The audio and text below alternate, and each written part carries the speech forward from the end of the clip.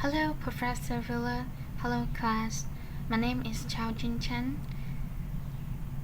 In this video, I want to talk about the final project that I did for the CIS 9467 class. I've always wanted to run a small business by myself, and I've always wanted to run a bakery. Now I've learned how to use Excel.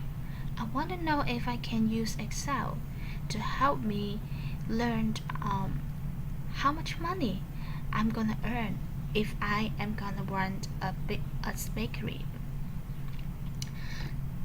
So I make two sheets here to help me do that. Firstly, I want to talk about the products I'm gonna sell in this bakery. There are 4 of them: frozen yogurt, fruit pastry, croissant, Danish cream cheese. Firstly, I want to explain why there are only 4 products in my bakery. Because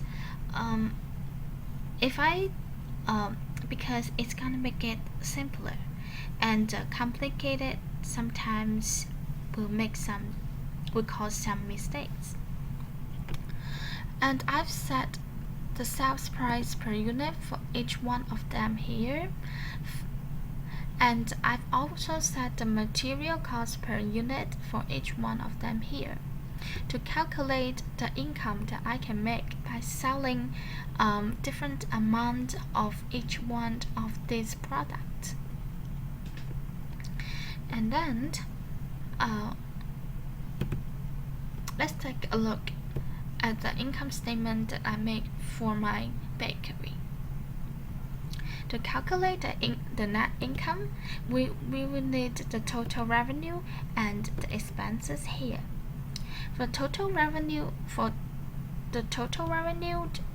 I have set a goal for the net income that I want to make every month. I want to make $17,000 each month. This is the goal. The reason why I didn't use the what if analyst and goal stick function here is that if I use this to calculate the amount of units sold here, then the number is not gonna be a whole number. So I wanted to be simpler to analyze. So I just set the goal $17,000 to make in 1 month. For the total revenue, I multiply the units sold by the average price per unit for the 4 products. So I got the total revenue here. And the net income, I also need the expenses. There are 2 parts of expenses: the variable expenses and the fixed expenses. The total variable expenses is the average the units produced, and multiply the average material cost per unit here. And the second part is the fixed expenses. This part of expenses is the money I have to pay even though I haven't sold even single one of products. So there are salaries and benefits I need to pay to my employees, electricity and rent and other things. Okay, the first problem I want to solve is that if I'm gonna make money by running this bakery or not. So I do the break-even analysis here by using the what if analysis data table function. I set several numbers here from 10,000 to 50,000 units sold. As it increases, the net income increases too. So we can see that after using this function, we can see that between the units sold 15,000 to 20,000, the net income increases from negative number to a positive number. So I have to sell more than 15,000 units of product, but less than 20,000 units of product. That's how I can actually make money, but not lose money every month by running this bakery. I also make a chart here to make it more explicitly. We can see here that this line represented the revenue and this line represented the expenses. So in this point is the break-even point that I can make money. So first mission completed.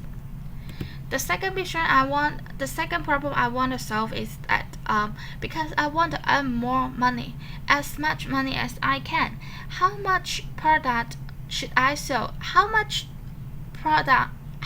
for each one of these 4 products should I sell? How is the mix of them to help me get the optimal net income here? So I use the software here to help me with that. Firstly, for the object, I click the B14. I click the B14 cell here. That is the object that I want to make the maximum. I want to make it the biggest, as big as it can. And by changing the variable cells, that is the optimal product, that is the optimal product mix here. It means that since I want to make the mix of net income, these 4 cells, the number in these 4 cells is gonna change. And also, I have to set some constraint here, because we all know that if I don't do that, firstly, I didn't do that actually, and this number is super huge, because we all know that if we want to earn more money, we have to sell as more product as we can, but it's not realistic because the storage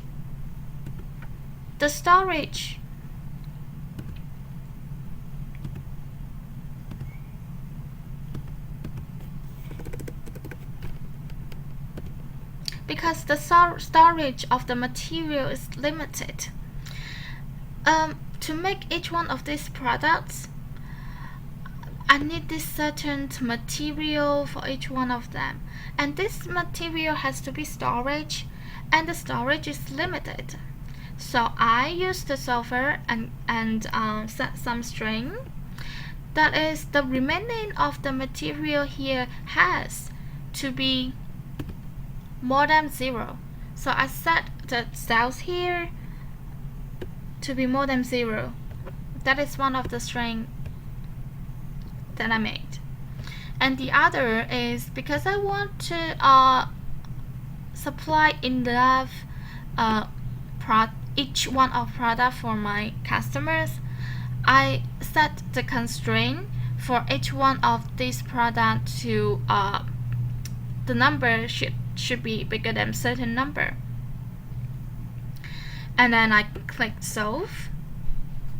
Then that's it. The Excel helped me do that. Isn't it beautiful? So this is my final project for the CIS 9467 class. Thank you so much for listening.